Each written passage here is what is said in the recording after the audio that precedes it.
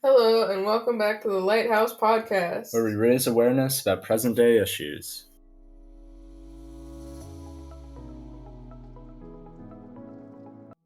There are numerous genocides currently ongoing, but the one we feel the need to inform you about today is Turkey's violence against the Kurds in Syria and Iraq. Turkey has taken its conflict with Syrian military groups as an open invitation to recklessly destroy the Kurdish population, yet Turkish officials have denied their guilt at every turn. Despite claims that they're only targeting militants, Turkey currently is responsible for the deaths of thousands of Kurdish civilians and the displacement of even more.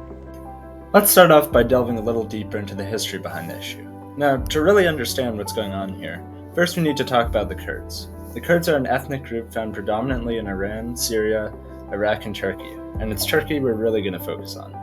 Since the early 20th century, Turkish Kurds have been fighting to create their own independent Kurdish state, but the main conflict that we see continuing today started in the 1980s with the Kurdish Workers' Party, or PKK. The PKK has waged an insurgency since 1984 against Turkish authorities for greater cultural and political rights, primarily with the objective of establishing an independent Kurdish state. In their quest for an independent state, the PKK conducted multiple attacks on Turkish authorities and soldiers, due to their often violent methods. The PKK is classified as a terrorist group by the US government, and tens of thousands were killed in the conflict between the Turkish government and PKK. Fast forwarding to 2011, the Syrian civil war begins. During the fighting, the Islamic extremist group ISIS takes power in northern Syria, but is eventually driven back by the US-backed Syrian Democratic Forces, SDF, made up of many Syrian Kurds, who then established their own Kurdish state in northern Syria. The Turkish government is extremely against the creation of such a Kurdish state in Syria, fearing that such a state could inspire Kurds in Turkey to try something similar. Turkey has claimed that the SDF is affiliated with the PKK and has expressed the desire to create a safe zone in northern Syria where millions of Syrian refugees who fled to Turkey could be deported to.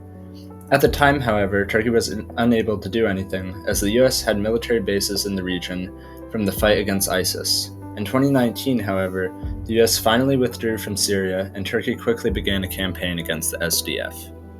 Since the Turkish invasion of northern Syria in 2019 after the US withdrawal, Turkey has been bombing Kurdish populations in both Syria and Iraq. The initial invasion caused the displacement of 160,000 civilians who were forced to flee the attack. Today, the conflict only seems to be getting more violent. According to a Reuters article by Amina Ismail and Lena Mazri, in 2017, Turkish airstrikes hit fewer than 36 locations in Syria and Iraq. In 2022, planes or drones struck more than 240 locations in the two countries. That's a difference of over 204 attacks in just 5 years. The civilians caught in the middle of this conflict are rapidly losing any guarantee of safety. In December alone, Turkey hit over 70 sites in Syria and northern Iraq that were accused of having links to Kurdish groups. Turkey's defense minister justified this by saying it was in retaliation against the murder of 12 Turkish soldiers in Iraq by the PKK, as well as 59 Kurdish soldiers. Turkey's response resulted in the deaths of at least 8 civilians and the injury of 12 more. The conflict has escalated to new heights in recent weeks. According to an article by Bara Sabri, growing signs of Turkish rapprochement with the Assad regime and ongoing hints at a ground invasion in northern Syria, along with ramped-up airstrikes and drone strikes on northeastern Syria, suggest a new phase in the conflict. Turkey has been going out of its way to attack civilian officials and FCF leaders who fought with the US against ISIS, while the US has remained incredibly neutral about this thus far, which has been putting a strain on its alliance with the SDF and other international relations. Throughout all of this, Turkish officials have made the claim that they are putting the utmost effort into avoiding harming civilians, but actions speak louder than words. Actions such as airstriking a local medical center containing civilian patients and workers go a long way in showing their true intentions. The Kurdish people's time is running out, and action needs to happen sooner rather than later.